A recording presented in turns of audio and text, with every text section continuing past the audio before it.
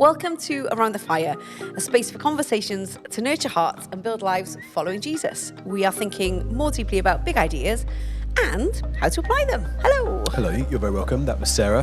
Which camera am I looking at? I'm Johnny. Help.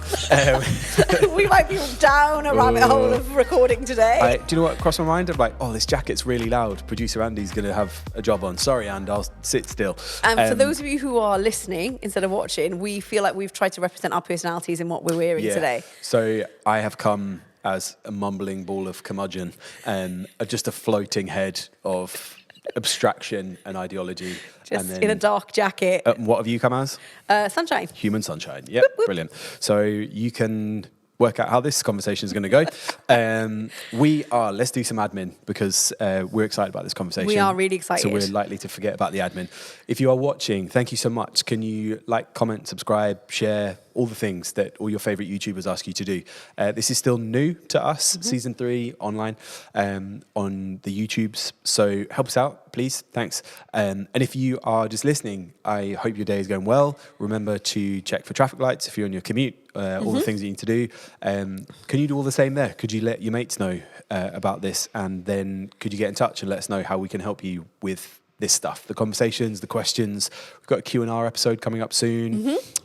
So we want to put some more of that to people's ways. So podcast at elimlifechurch.co.uk would really, really help us out.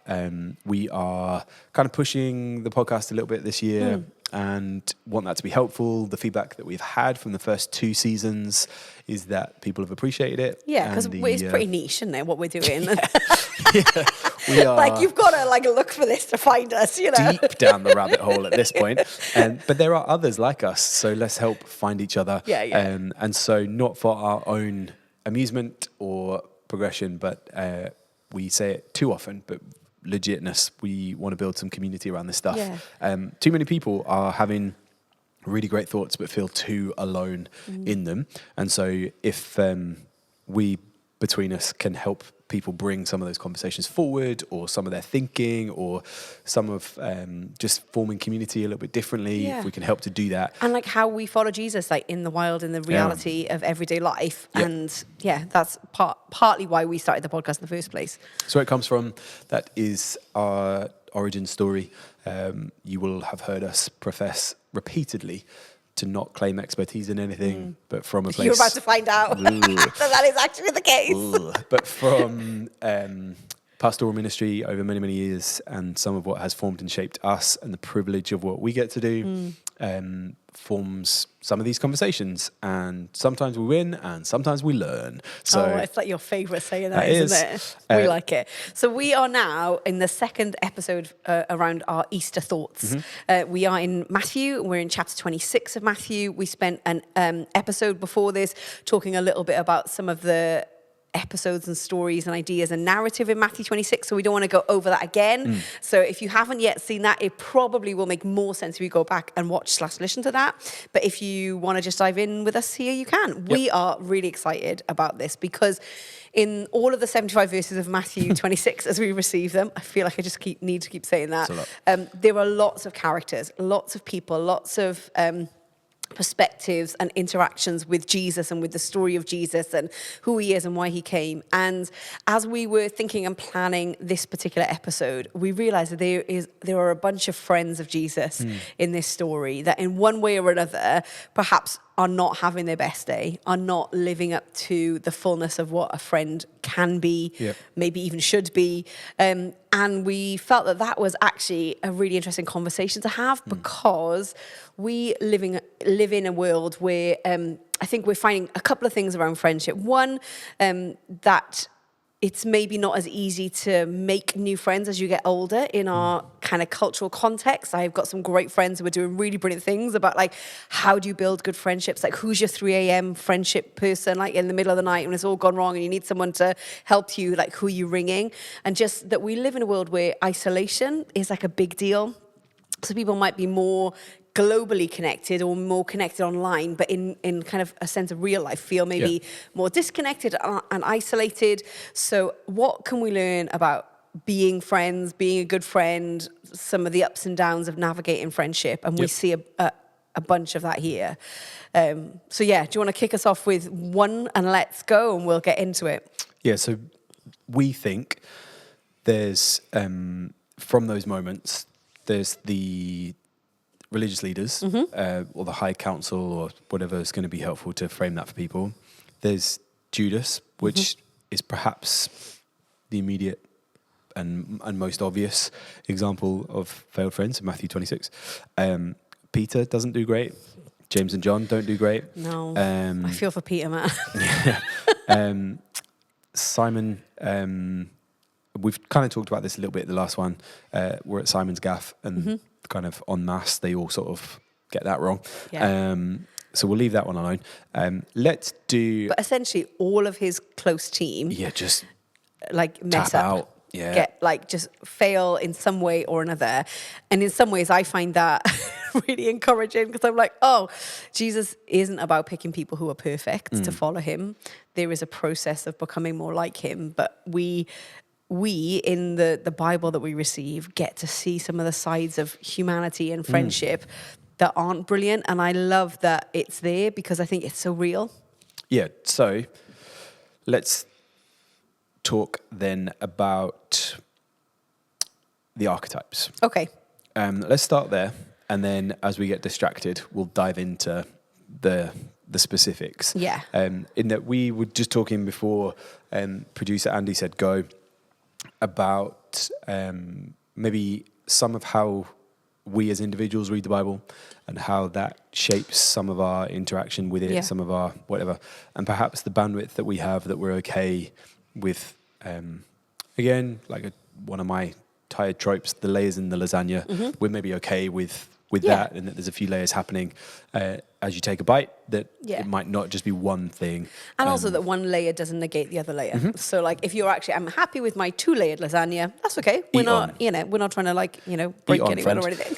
But one of the layers I would contend for in Matthew 26 is that we see through the human failure, there's some archetypes, so that explain what you mean by the word archetypes. We've done a little bit of this before, haven't we? Yeah. So like, it's not parody or stereotype, but like what is a generalized, what are some of the character traits that you would recognize, maybe less about an individual, but maybe like across a grouping of... Or across human nature. Across human nature, like there's a rhythm or there's a pattern or there's a sound or there's a shape or there's something that you can recognize. If you've ever seen a superhero movie, you will know what an archetype that there are like types of characters in that world, in that universe, in that story that tell different parts of the story. That help you identify, oh, that's the hero, that's the villain, that's the whatever.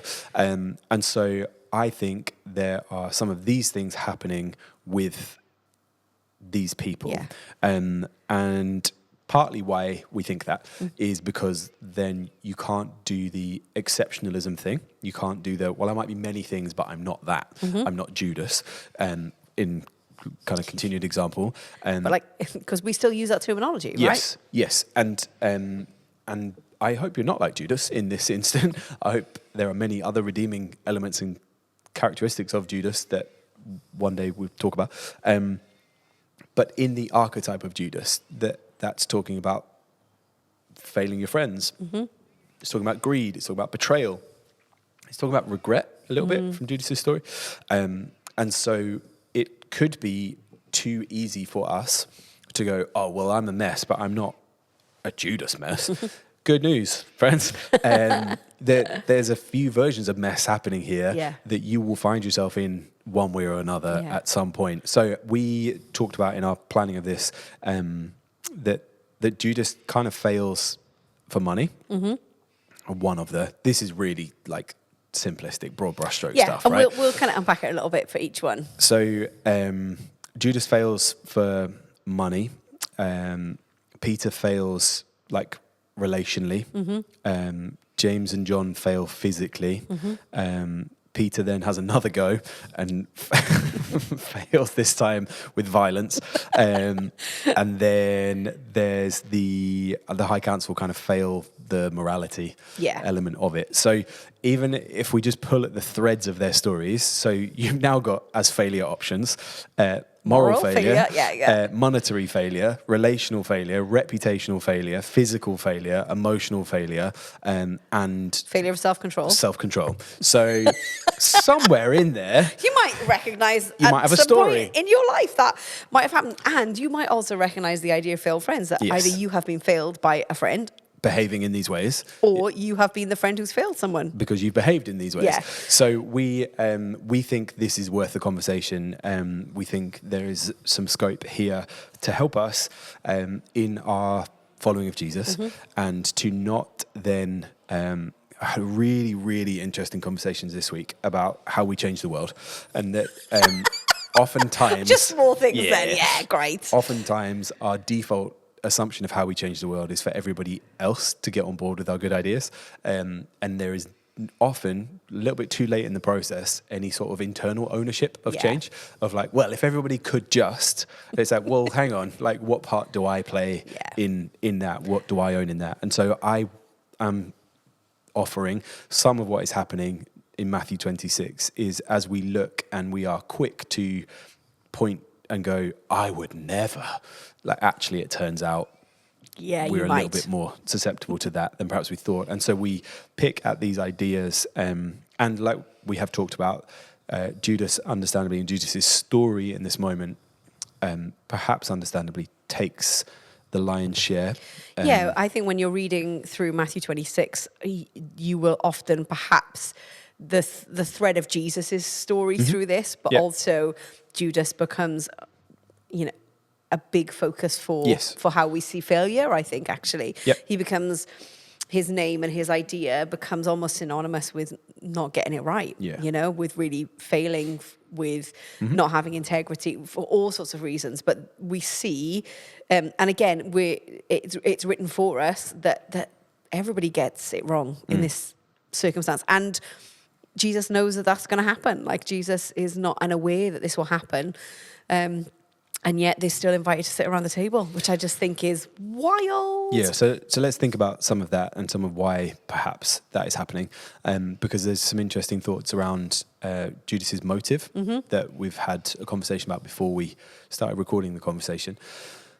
So for our tradition, we are comfortable, and we do this thing with Isaiah 53, where we interpret that in part as a messianic prophecy. Yeah. And part of that messianic prophecy, we would start to book match these moments in Matthew where Jesus' world, and Matthew is bringing our attention to how Jesus' world is getting smaller and smaller and smaller and smaller, to ultimately Jesus stands alone at that point. And we have made the point, we don't think that's meant to be a literal interpretation. We think there's lots of people around. We know there's lots of people around because it's Passover. Yeah. So the city is humming. Yeah. There's people everywhere. Busiest time of year. The idea at that time was like you could only really properly do Passover if you were physically in Jerusalem. So it wasn't that, people did celebrate Passover in different places and spaces they couldn't get there, but like if you were if you were following properly, you'd get there. So you couldn't have a lamb unless it was sacrificed in the temple. So like you needed to be around. And so my point that I'm making is like the place is humming, like there's people everywhere, busy. Matthew instead is doing something else. He's not trying to walk. I recently walked down Oxford Street, like that. You didn't enjoy it, did you? But paint yourself in that moment in time. Christmas, like in Oxford Street, that's what the city is like here. But that's not what Matthew is telling us. Matthew's giving us this picture of abandonment, and Jesus, by the end of this chapter, stands alone. And so what's happening in that contrast? And so to help us pick up that contrast and understand some of what's happening there, we see in part the introduction of human failure through failed friends, and so which leads us into maybe the first, we'll see how much time we've got to get into how many of these conversations we can have, but the idea around what's perhaps obvious to us as moderns is like, well, why did Judas fail Jesus? Like, did he not realize he was on the winning team? Did he not, were the benefits not good enough? Was the retirement package not favorable? Like, was he not going to be like important enough in the organization? Yeah, did he not get the promotion he wanted? Like, to tap out for 4 months salary, like, which is an equivalent of what 30 pieces of silver would mean. Yes, it's like, I get it, like if you're behind on a credit card bill or something, but it's not enough to like unalive yourself for. Like, sell out someone you've also up until this point given up everything to follow, because that's the reality it's for costing all of more those. than that to this point, so he's not even covering his costs at this point, right? So then perhaps we were just sort of thinking out loud, our first wave of instinct potentially through our cultural perspective is like, well, why? Why did you do that? And I'm sort of handing you the baton because I think there's some really interesting things that you've dug up in thinking about that. Yeah. And like, there's probably good reason we're not given a singular why. Yeah. Talk to us about that. Yeah. So I'm going to read a big N.T. Wright quote in a minute, but it is that sense of we don't know why. We know that there's money involved. We know that Judas is like, what will you give me? The narrative tells us, like, he goes to the people who are looking and finding a way to get rid of Jesus. Jesus has taken up space that they feel belongs to them. And so they're trying to get rid of him permanently. And so Judas goes to those and he's like, what will you give me? So we know that there's a monetary exchange thing here, but we don't know what was motivating that ask. We don't know. We're not told in any of the gospel accounts why. We're told Matthew wants us to draw this idea that this is a fulfillment of prophecy, that there are some agents involved in the process that God is ultimately in charge of. And Judas is one of those kind of people involved in that process. But we're not told why. We're not told what motivates him. We're not told if he's had like something in his childhood, or we're not told if he's had something with one of the other team, or if Jesus has a family crisis and he needs... nothing. We're not told any of that. And N.T. Wright kind of, let me read this quote because I love this, because I think what it does is it helps us to realize, all of us can at some point in our lives be motivated by something other than the right thing to do, or by something that serves the self. And N.T. Wright says, I suspect that even if we were to transport all we now know of psychology back to the first century and gain an interview with Judas on the day of the Last Supper, and even if he cooperated and answered all our questions, we still wouldn't get to the bottom of it, to a single identifiable motive that would make us say, of course, that's why he did it. Evil isn't like that. It's ultimately absurd. That's part of its danger and darkness. And then he goes on to say, who knows? We certainly don't. And frankly, I'm happy not to peer down that murky well for too long. I might say reflections I find disturbing. Thank you, N.T. Wright. It's very, very good. Because that's the reality, that what we see in this archetype, what we see in what is recorded for us in Judas's decisions and choices, is this behavior, this way of being that is going to betray the one that he's given up everything to follow up until this point. And we don't know why, other than to know that there is evil at work here, other than to know that this is also part of the process that Jesus has already said in Matthew 26, this is going to happen. And it's an awful thing, and it's a tragic thing, and it's a traumatic thing. And it's part of the process of what's happening for Jesus to get to a point where, he's going to be arrested and all of that. But to not be able to pin it, I think, helps us, because we then go, there's that potential in the human heart. And I have a human nature as well as like that sense of being made to be more like Jesus. I want to be able to go, we want to identify ourselves with the heroes of the story, and sometimes to be able to go, let me not look too long, but actually there's a reflection back to me in this, that I could find myself in a place where I don't do the right thing at the right time for the right reasons. Yeah, there are some things that, thank you for that. That's N.T. Wright, I love it. It's super great. helpful to bring that to us. I think then community formation, because that's something that belongs to here. That's what I bang on about all the time. And that we sometimes can miss the cues that are being put in front of us through the text. There's a communal element here that is worth just thinking about, I think. We are used to being made up of a community of individuals who choose to share collective or corporate moments or elements. Even so far in modernity, like we are prepared to have communal funds, or we have communal ownership of a building, or that type of stuff. So we're not unfamiliar with the idea, but this so transcends like somebody choosing to come out of community, like from an ancient ethic, this is abhorrent behavior.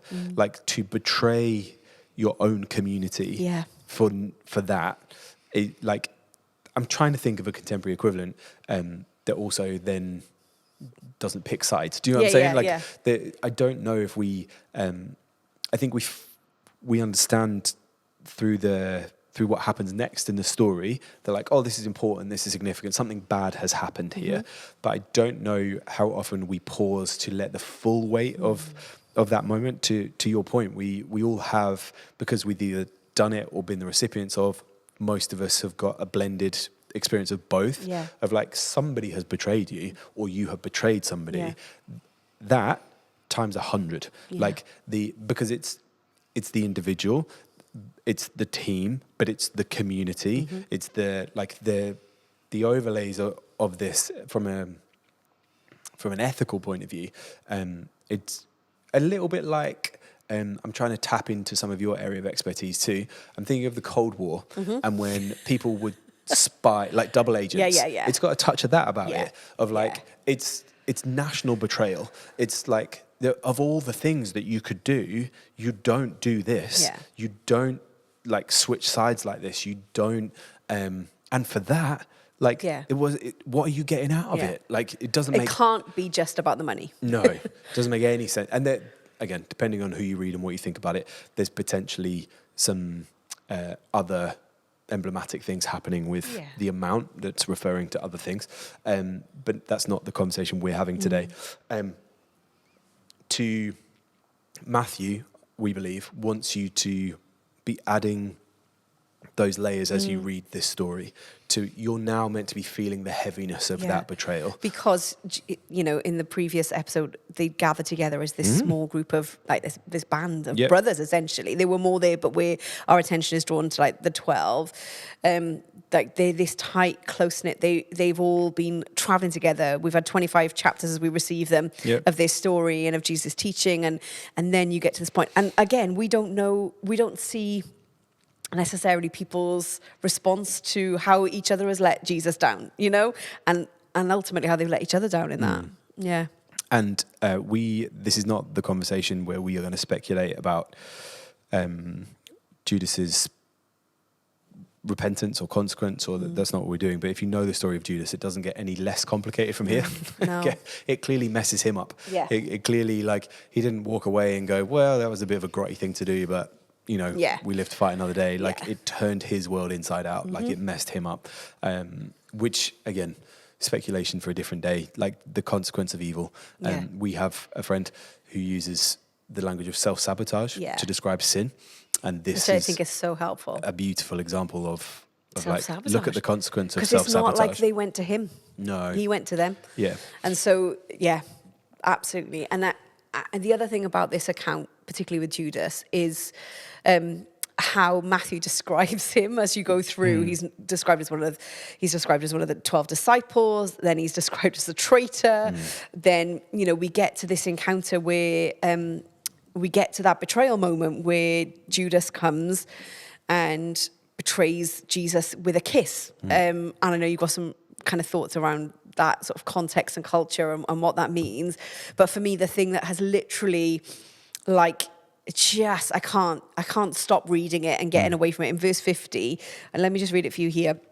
Like, Judas has come, he's with a crowd of men armed with swords and clubs, sent by the leading priests and elders of the people. Like, Judas betrays him. And then Jesus says, my friend, go ahead and do what you've come for. That even in that moment of betrayal, Jesus is still identifying Judas as a friend. And there's something so beautiful about that for me, as like, even if I feel like I have let other people down and I have let Jesus down to the nth degree, God's response to me, like Jesus' perspective to me, is still friend. And you think of some of the stories and other places in the New Testament where Jesus, like, I don't call you servants, I call you friends, you know, like, this is what he was trying to build, this community. And so to respond to Judas in that moment and in that way and call him friend, that really, I can't quite find the words to, like, that really messes in my head. I think in a good way, like, oh, like, Jesus, you are just so beautiful and amazing and wow, and how that would have been received in that moment. There's a progression in the language too from Judas that I've been thinking about as you've been talking. I thought you were going to say as you've been whittering on. No, it's good. It's really, really helpful. So there's an interaction, as we know. So Judas is present and has witnessed the things that are happening. And I'm coming outside of what already is quite a big frame of reference. But the language of how they address Jesus. And so I'm skimming over. So they're at the Last Supper from 17. From 19, so the disciples did as Jesus told them, prepared the Passover meal. When it was evening, Jesus sat down at the table with the 12. While they were eating, he said, I tell you the truth, one of you will betray me. Greatly distressed, each one asked, this is going to mess me up now. Verse 22, greatly distressed, each one asked in turn, am I the one, Lord? Right? Got that? Yeah, I'm there. Holding that. Each one. And then roll down to verse 25. Judas, the one who betrayed him, asked, Rabbi, am I the one? He doesn't call him Lord. Yeah. Calls him his teacher. And then, so what happens in that progression? So he's gone from his Lord to his teacher. And then what do we get in the text? Matthew then takes him from a disciple to a betrayer. Jesus calls him friend. Can't deal. Yeah. I do not have the capacity to process that. I do not have the emotional bandwidth to deal with what is being put down in front of us there. Like there is this moment. So Judas has changed his tapped position. Out at the table. Yeah. At the table, he's tapped out. Where Jesus is going, this is my body broken for you. This is my blood shed for you, the ones who will abandon me and betray me, but for you, Judas, too, right? And he's gone, so as we receive it, 3 verses, greatly distressed, each one, so I'm going to presume including Judas, am I the one, Lord? Am I the one? He replied, one of you who has just eaten from this bowl with me will betray me, for the Son of Man must die. And in that context, they would have all been dipping into the bowl. So it wasn't. Sometimes when you read that, you go, well, of course they all knew it was Judas. They didn't, because they had all shared the blood. It's not bowl that of the they bread didn't together. get the email about double dipping. Yeah. They're like, oi, I've just watched you put that Dorito in your mouth. What are you doing? Like, this is a significant and important shared practice, right? And somewhere between the Doritos going around again and like that shared practice, in Judas's mind and consciousness, Jesus has moved from Lord to teacher. Yeah. But somewhere in Jesus's process, so I'm going to stretch my point now, wants you to see through Matthew now changing his description of Judas, his betrayer, and we're supposed to feel all of the grot that is. Like, we're supposed to feel the depths of all of that, like double agent, betrayer, like sneak, not to be trusted. Like, we're supposed to feel all the grime that's loaded onto that. And then, because we project our own moral assumptions into this space, we go, yeah, Jesus, mess him up. And Jesus goes, friend, do what you've come to do. I know, I could cry. Yeah. Yikes. So then... so how good is Jesus? Right. So then the prearranged signal, which, again, in case that wasn't heavy enough, Judas... It's this intimate moment, right? Yep, Judas has arranged with those who are going to arrest Jesus, hey, you'll know because I'll do this. And they're like, sick, let us know what this is. And he's like, the one that you need to arrest, I'll give him a kiss. Also, like, the Judas decides to do that. Anyway, that's the story for another day. But, like, that we maybe don't have a safe place for the type of individuals who are behaving like this. Yeah. We maybe don't know what to do with that. Because they're all like, ew, a kiss. Yeah, right. What are you doing? That's weird. Gross. Fist bump would have done. High five would be my preference. Yeah, right. They could have just pointed from outside. Yeah, because the reality is they are, so think geographically, they're just a little bit outside of Jerusalem. They're on probably, like, it's called the Garden of Gethsemane is like an olive grove opposite the city. So they've come out of the city, they've kind of come across a valley, but it's not like 25 days worth of walking away. And the likelihood is there would have been a group of them there as disciples and Team Jesus, but we're not talking like hundreds and thousands of people camping out on the Mount of Olives in the evening. It wouldn't have been unreasonable to like have sent somebody like, oh no, I can't go because he'll know, but like I'll send matey boy who will point and also him out Jesus to you. has been, according to what we receive, has been in the temple, has been in those places teaching and sharing. They all knew what Jesus looked like. They knew who Jesus was. They knew what he looked like. Why does Matthew tell us that Judas chooses it? Because it's again, as if it wasn't grotty enough and grimy enough and heavy enough already, in the picture of contrast of what we get here, it's this betrayal from the familiar, of like Jesus was prepared to let betrayal like touch his body. Like he was prepared to let Judas get that close, which is what Peter then fails the test on. We'll get to Peter in the second half of this conversation. I feel for Peter so much, man. Maybe because I identify with him. Because again, so then let me like zoom back out and moralize all the things that we do. Conventional wisdom says, hey, once you've found a Judas in your life, you got to put up healthy boundaries and barriers. You can't let that person in. I'm not saying you shouldn't do that, but what I'm saying is Jesus knew that of Judas, and he still let him in. And he still called him friend, and he wasn't being sarcastic. He wasn't being, he's teaching then and there, here and now, of like, no, you can substitute Judah for your own preferred name here. Yeah. You can add in, you have a face and a name, whether it's the reflection of the murky bottom of that well or your own experience. You have a name and a face to put in there, and instead of weaponizing betrayal as a way to launch a counter way of whatever, or we didn't need him anyway, or he's rubbish, or he's like, always knew it was going to be him. He walked a bit funny from the beginning.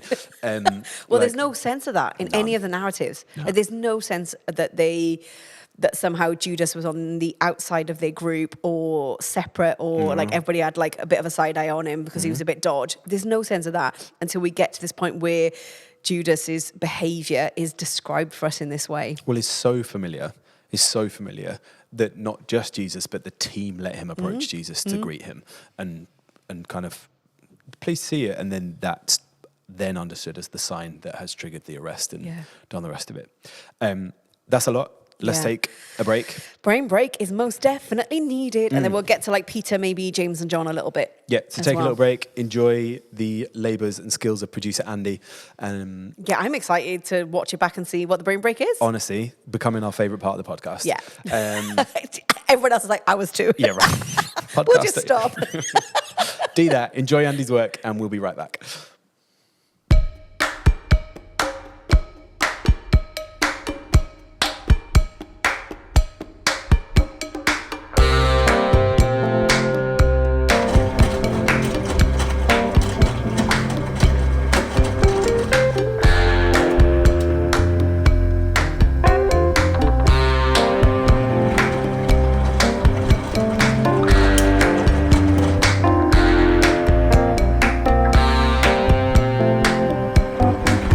Welcome back.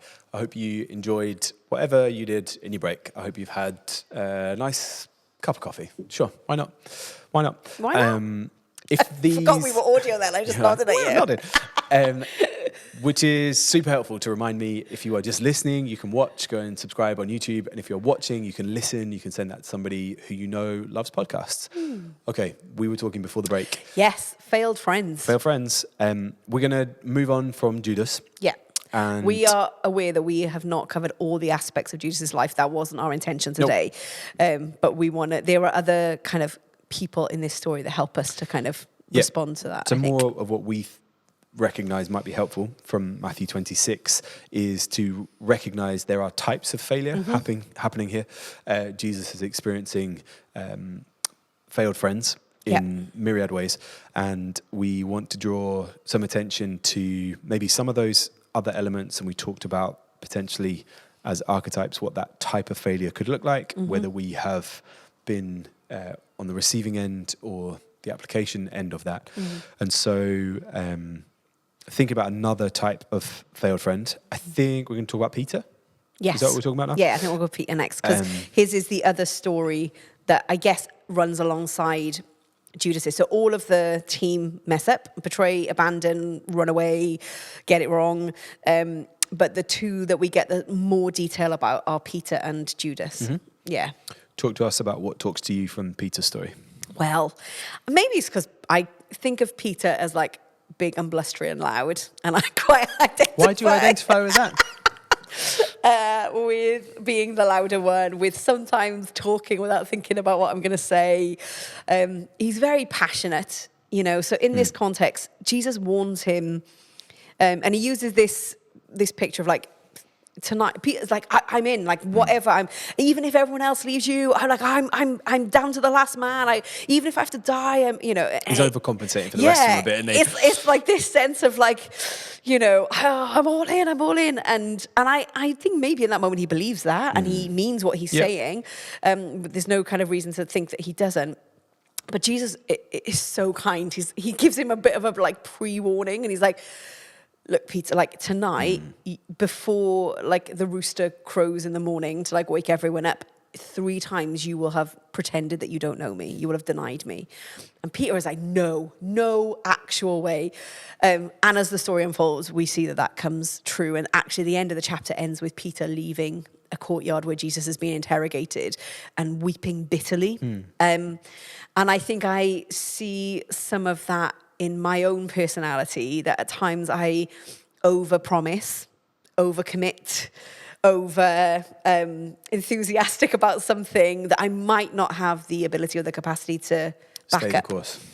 And because I can also be a little bit of a like, I like the new thing or the next thing, that sense of sustaining through difficulty. Right. I also see that in myself at times where if things get really tough and really difficult, it can be hard for me to just keep walking a line with Jesus through it. I would want to escape it or avoid it or pretend it isn't happening. And I see Peter doing that.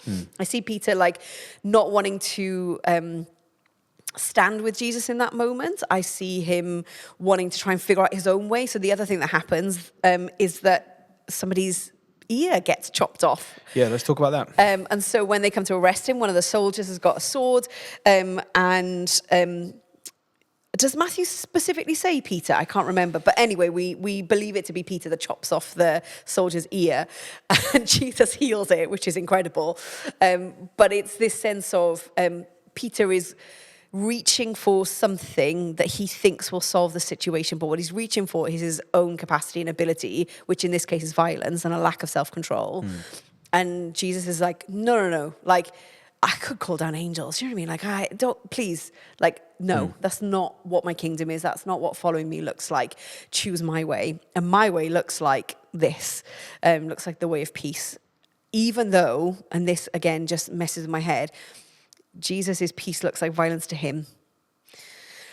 Mad. Anyway, so when I look at Peter, I see some of perhaps some of my shadow sides of my personality popping up all over the place and going, I think I identify with some of that ability to like, that sort of desire to invest or overindulge or overpromise and not be able to see it through, that difficulty in facing the difficult things, and then maybe reaching for a tool that is about me and what I can do and what I can achieve in that moment, not turning and choosing the Jesus way. Does that make sense? Totally. So, but I think hopefully other human beings feel that way as well. It's not just me, and I've confessed my soul to the internet forever.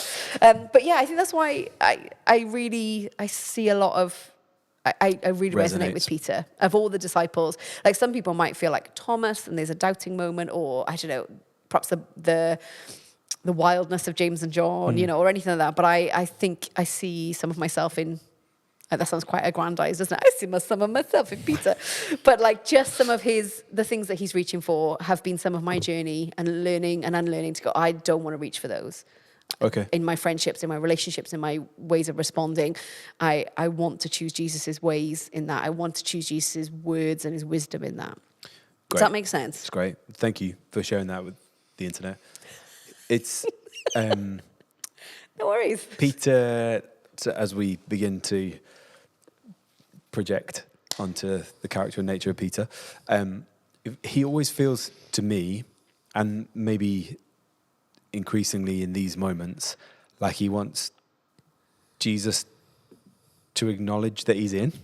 Yeah. Do you know what I mean? Like it's big behavior because he just like, he feels, I'm projecting, my opinion is he feels like, oh, this isn't really a time for nuance. This isn't really a time for like subtle suggestions. Right. I'm all not about the nuanced life. This is big, bold, like, no, Yeah. Jesus, I'm with you. I'm like, even if I have to die, like, and Jesus, we believe, knows the path that Jesus is walking. And he's like, you don't realize what you're saying, sunshine. Like, I've got bad news for you, my friend. So then Peter overreacts in his course correction again. And we, again, the gestural elements of reaching for a violent and immediate response to... I'm not saying I'm violent particularly. No, but I think it's more that sense of reaching for what you think you can control. It's to defend his friend. Yeah. Like, it's like the defense mechanism, isn't it? The worst imaginable thing that could happen to Peter is happening to Peter. And so he's bypassed everything that he is trying to apply from the last 3 years. Like in under stress, he's bypassed all of that and just reached for what he knows gets the job done. And so he's reacted and he's responded. And so he has fetched for something that is too easy for us to go, well, I've never chopped anybody's ear off, so that's ridiculous. No, but you've probably done something that somebody else has heard. And has that looked like Jesus? Has that felt like Jesus? Mine would be, my words can be cutting. Right. So for me, and maybe you would find yourself in that, I know that when I'm under pressure, or if I feel, I don't know, pushed or squeezed in some ways, that what I think is funny and like gently sarcastic or chopping inclusive, pieces off people. It can really, and that is something if you're listening, there was a emergency appliance that just went past. Appliance. That's what it's called. That's what a fire truck is called. A panicked washing machine's just gone up the hill. No, fire trucks are called appliances. Don't give me that. I used the correct word. That is great. But I'm not going to hurt you with my words right now. I'm just going to let you have that moment. Thank you. But enjoyed that. I think you can be cutting in other ways, And sometimes that's towards yourself. Yes. And sometimes that's outward towards others. Either So let's of those do that, because Peter does both here. Yeah. Right? Like so where Judas' betrayal, Judas as a failed friend is self-preservation. He presumes until he's enacted the behavior, which is like part of, as professional Christian communicators, part of what we all tell people about sin. The lie of sin is the fulfillment until you commit the act, and then what you're left with is the residue, right? You only ever inherit the husk. You don't ever inherit the lie, the promise. Peter has a different experience. Peter is not acting, it would appear, out of self-preservation. He's like, no, like, fully, if it costs me my life, like, I'm in. And in that context, it says, and all the other disciples vowed the same. So it's not that the others weren't in on it, but like Peter is the one leading the line on this, He gets to speak. Yeah. And also like he's led the line, and then everyone else is going, oh yeah. Like they haven't thought about that. They're just trying to agree and get on board with it. But yeah, it is that. Yeah, I see. Enthusiasm. I see you, Peter. Enthusiasm gone wrong. Misplaced enthusiasm. Also, I want to be hopefully helpful in that we're not trying to do like a contemporary PR job on the disciples' character.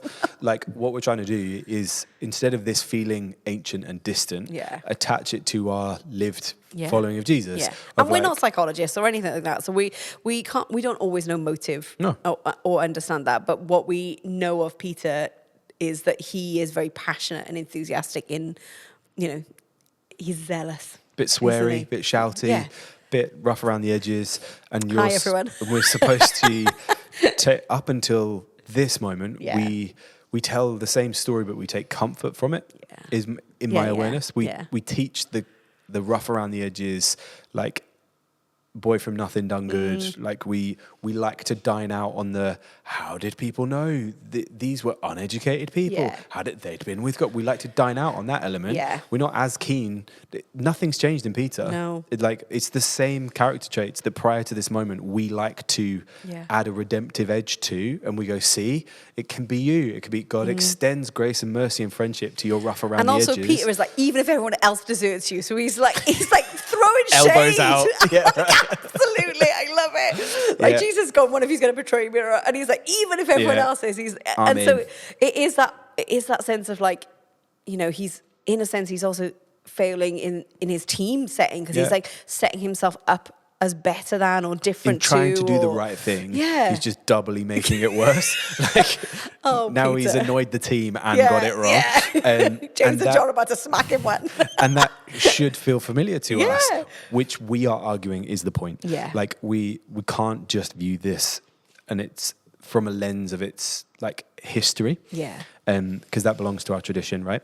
But in poking at the text and spending time with it and thinking out loud, and what we are hoping is that it's giving people watching and listening permission to begin to think out loud with these things of like, oh, like, what do I do with betrayal? Or what do I do when somebody says to me, hey, you said that thing, and it's figuratively like, you've wounded me. Yeah. Like it's Cut my ear off with that. where do we, as followers of Jesus, where do we go with that stuff?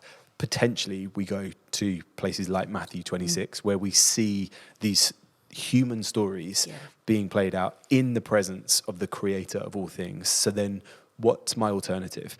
Because an apology doesn't cover it here. There's something more that we're being invited into. There's something more that's being nodded at here. This is not how to win friends and influence people. This is not how to, get on well with, this is not how to build a team or how to plant a church or how to promote the gospel or how to, like, this is not that. This is the reality of like, hey, even on your best day, you're going to be a version of one of these types of failed friends of God. So then what's community's response? What's God's response? What's my response as I honestly take stock of what have I said, what have I done, what have I received, what have I heard, what have I, there are things that I think we see a life of following Jesus inviting us into, and our enthusiasm can outweigh our ability. Yeah. And we get into it and we're like, I don't want to do this anymore. Like, that was fine for then, but not so much for now. Or like, I had the gas then, but life has changed now. Or like, well, the people that I used to enjoy doing this with have all disappeared, and it's not so much fun anymore. Yeah. What do we do with that? Matthew 26 is what we do with that. We go back to these pictures of humanity of when we fail the creator. What's the creator's response to the creation? And we begin to see some of that in we see the faithfulness of Jesus to us. And also, like, the way that they all so spectacularly, like, implode in such a short space of time. Jesus is not like, well, that's it. Forget it, boys. Forget it, lads and lasses. I'll do it myself. I just, and it's not like, well, I'm not going to do it now because you lot are not worth it. Or none of that. You see Jesus, even with his closest friends failing him, still committed to pursuing overcoming death and bringing us life, still committed to pursuing the plan and the purpose of God in that, still committed to being the one that makes a way for us to be eternally friends with him. Isn't that incredible? That human experience that, Jesus, fully God, fully human, that human experience that he is having, this is also so much of the humanity of Jesus through this as well. Yep. Like of how he's feeling, how he's facing it, but he is still moving towards the cross. He is still moving towards the cross and an empty tomb. Like he's still moving towards that sense of, I want to make a way for you to be friends with me for eternity, forever, for everyone to be able to be in right friendship with me. Not because of what you do or how good a friend you are or how well you follow or how great you build community or any of those things, but because of who I am and what I'm doing. And I just think, again, it just brings you back to a place of dependency on Jesus to go, I want to be a good friend. Yes, I do. I want to be a friend who can say I'll be there for you and I will be there for you. Like I want to, I know, little Friends reference for anyone.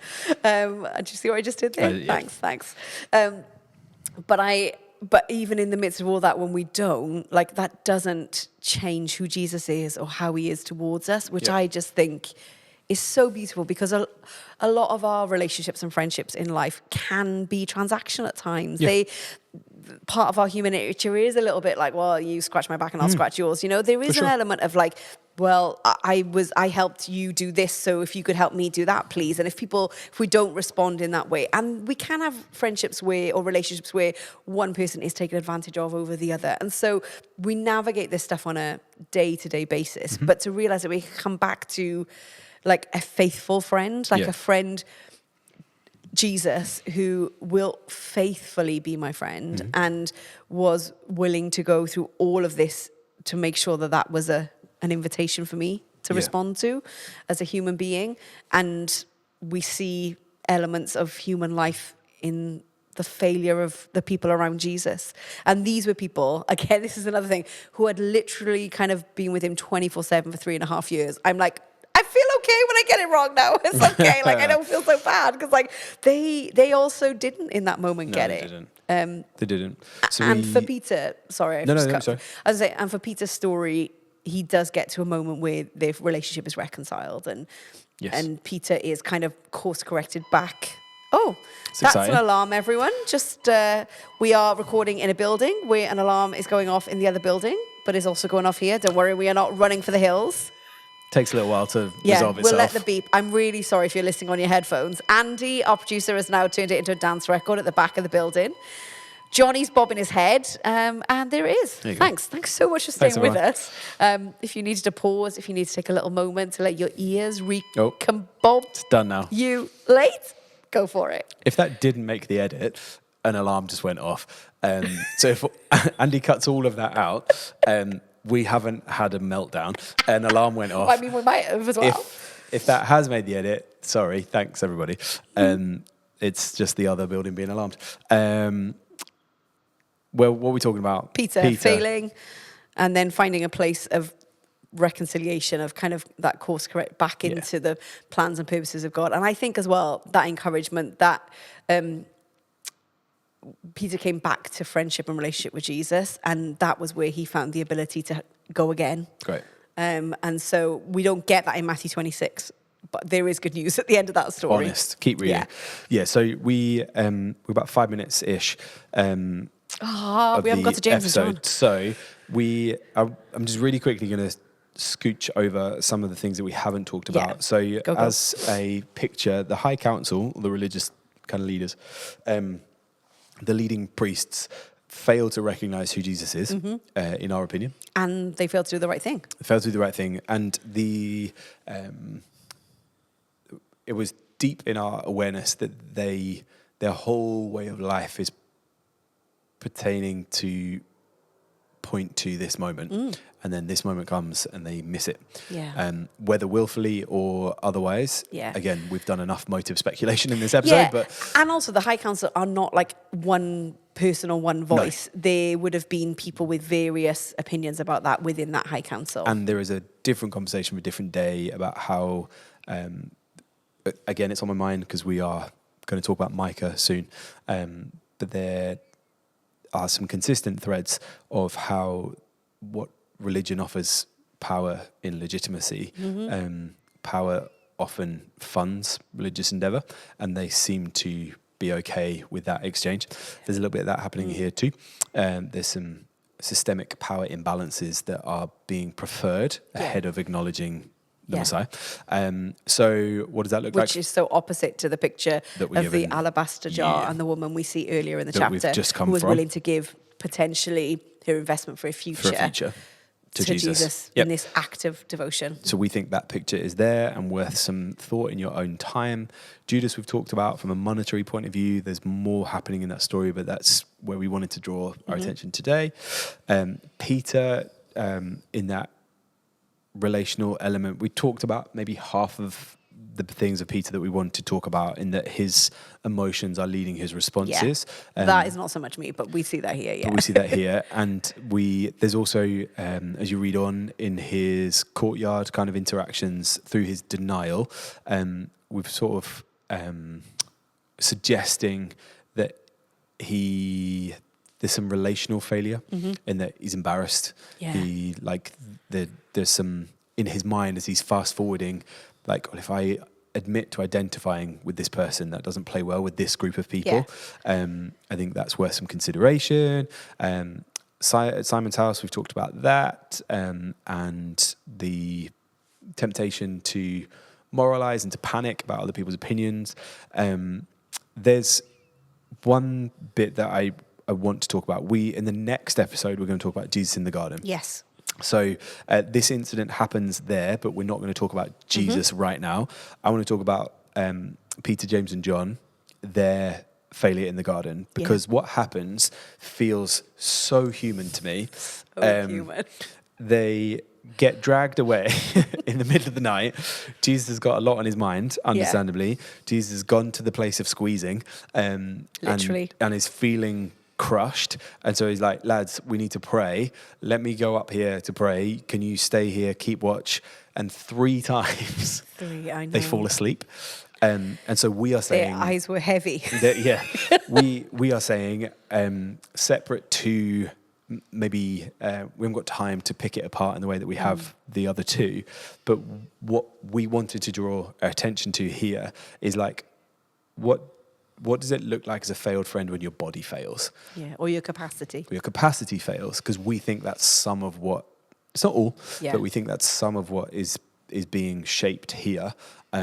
They were directly invited by Jesus to watch and pray with him, and as he goes up, bit further up to do what he needs to do, and returns 3 times, he extends his invitation, and Peter is sort of charged as the overseer, but it's James and John, and they're framed in a way that we are supposed to understand, like goodies. Yeah, and also archetypes, right? But these are the 3 that went up for the transfiguration as well. Peter, James, and John. Yeah. So we see, like, sometimes Jesus pulls these 3 aside for kind of they're specific. Like core team. Yeah. SLT. Yeah. They've got high-vis jackets on. Come on. They've got walkie-talkies, ready to go. They know the passwords. They definitely know all the passwords. But they are brought in and are identified by who their dad is, which is weird for us, but is Sons of Zebedee, letting first hearers know, like, oh, goodies, like our team, like our boys, like this is good lineage. This is our team, like solid, legit. Oh no, like, and they fall asleep 3 times. So really, where we feel safe and able, we think this is an invitation to think about failed friends when capacity and physicality fails. Now that's quite a broad church, and this specific incidents, they needed to rest. Well, their bodies needed to rest, despite the invitation of the Son of God to ask them to stay awake. So as motive, don't think you get any greater. They have a direct invitation from the Son of God to stay awake and to pray. And in spite and he's taught them how to pray. He's taught them how to pray. Like we know. And in spite of their best efforts, the old nodding dog takes over. And come on, anyone who has ever felt called to wake up in the middle of the night or early in the morning to pray or to seek God, God, I'm going to go on my lunch break, I'm going to do this, and then got distracted by something, or ended up scrolling on your phone for longer than you meant to, or literally fell asleep. I think so many of us will find ourselves in that story of like an ask from Jesus and the inability of your body to respond to that. And just, but also in terms of friendship, if you are not as physically able as you once were, or if you have some challenges around that, or if your current life season means that your capacity is stretched, and so you're not being able to be the kind of friend to the person that you've always been that kind of friend to, or if one of you's moved away, and so that ability to be a good friend isn't around the corner anymore, but it requires more of you, and you're not able to give that, like that can be really, really challenging, I think. And so we see that here. And again, James and John get to be part of the onward story, the forward story, like of what Jesus does. But in this moment, in the moment where some commentators will say this is actually Jesus' moment of greatest need, his most vulnerable moment, more so than the cross, because this is a tussle and a wrestle for Jesus. That in that moment, they all fall asleep.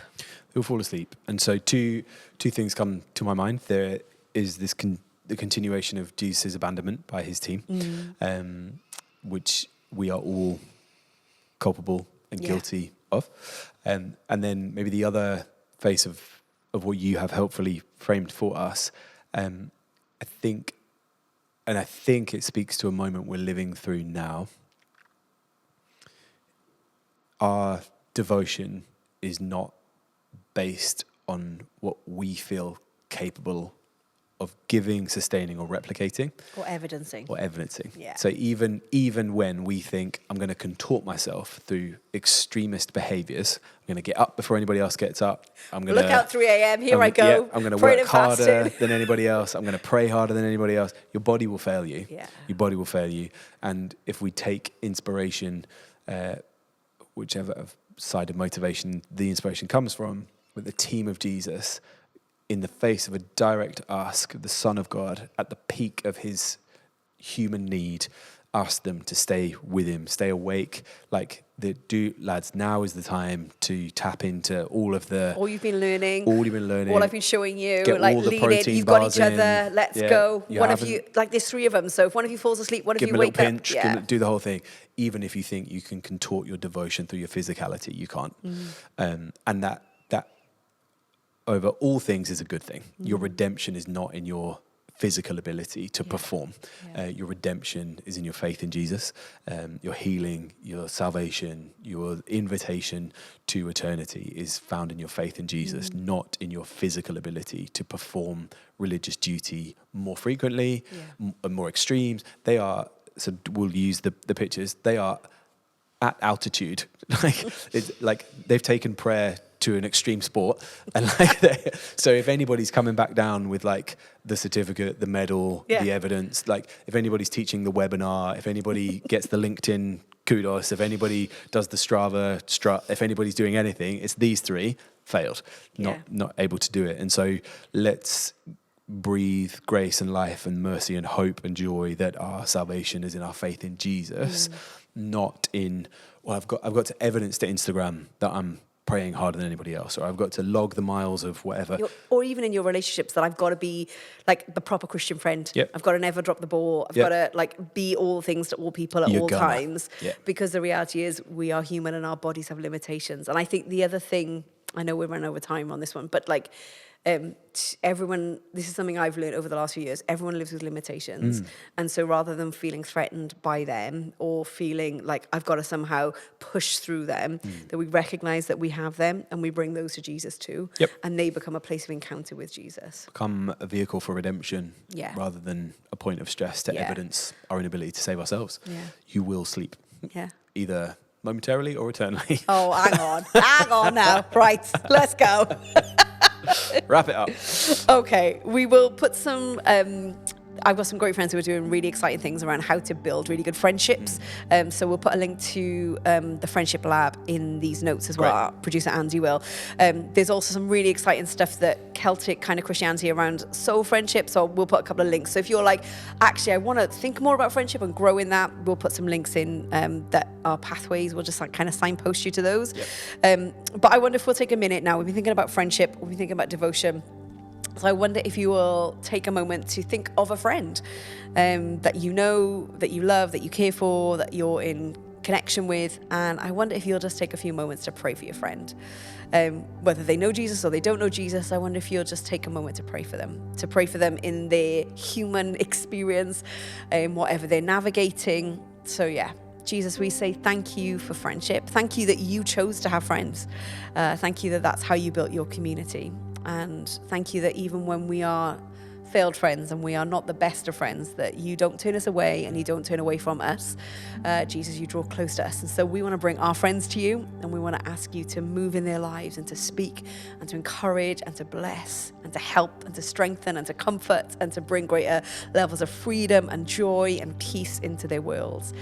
And God, would you help us to be good friends? Would you help us to recognize maybe some of those elements of our lives where we are tempted to default away from you and instead turn towards you with those things? And yeah, Jesus, thank you for being our faithful friend. Amen. Amen. Amen. Really good. I love that convo. Good. It's great. Thank you for being with us. I've remembered to look at the right camera. We got one more to come. On Matthew 26. So come back for that. Any of your questions or awarenesses or what would be helpful to you, podcast@elimlifechurch.co.uk, and we will see you on the next one. Thanks. Bye. Bye.